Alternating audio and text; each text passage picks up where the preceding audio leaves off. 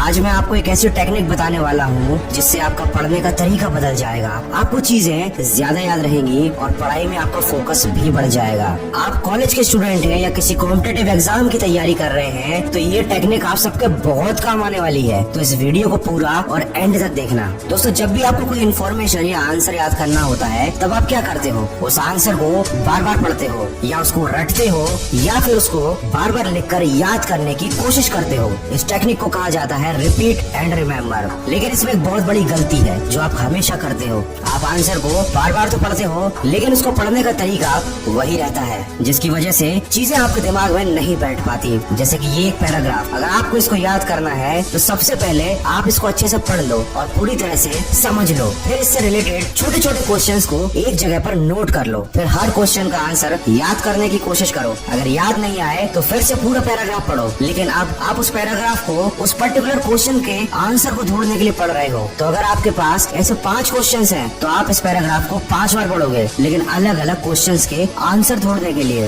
इस तरीके से जब आप इस पैराग्राफ को 5 बार पढ़ोगे तो आपका इंटरेस्ट बना रहेगा, क्योंकि आपके पास एक टारगेट है। बिना किसी टारगेट के इस पैराग्राफ को अगर आप 10 बार भी पढ़ोगे तो इन्फॉर्मेशन आपके दिमाग में नहीं जाएगी। लेकिन अगर आपके पास क्वेश्चंस हैं और आप उनके आंसर ढूंढने के लिए इन पैराग्राफ को पढ़ोगे तो इन्फॉर्मेशन ज्यादा जल्दी और इंटरेस्ट के साथ आपके दिमाग के अंदर जाएगी। दोस्तों, किसी भी चीज को याद करने के लिए सबसे जरूरी है उत्सुकता। मतलब आपको उस आंसर या उस इन्फॉर्मेशन के बारे में उत्सुकता होनी चाहिए। आपके मन में क्यूरियोसिटी होनी चाहिए। सिंपल लैंग्वेज में समझाऊं तो आपको इंटरेस्ट आना चाहिए। जैसा अगर मैं आपको बोलूं कि इस पैराग्राफ को पढ़ो तो आपको इंटरेस्ट नहीं आएगा। लेकिन अगर मैं आपसे पूछूं कि इस पैराग्राफ की तीसरी लाइन में क्या लिखा है तो आपका उस पैराग्राफ की तीसरी लाइन पर फोकस जरूर जाएगा। इस टेक्निक की सबसे अच्छी बात यह है कि इसमें जो क्वेश्चंस हैं वो भी आपको ही बनाने हैं। तो आप क्वेश्चंस को बनाने के लिए इस पैराग्राफ को और अच्छे से पढ़ेंगे। आपको बोरियत भी नहीं होगी। पहले आप पैराग्राफ को पढ़ेंगे, फिर आप उस पैराग्राफ को इसीलिए 5 बार पढ़ेंगे क्योंकि उसमें से आपको 5 क्वेश्चंस निकालने हैं। फिर आप उस पैराग्राफ को 5 बार पढ़ेंगे क्योंकि आपको उन 5 क्वेश्चंस के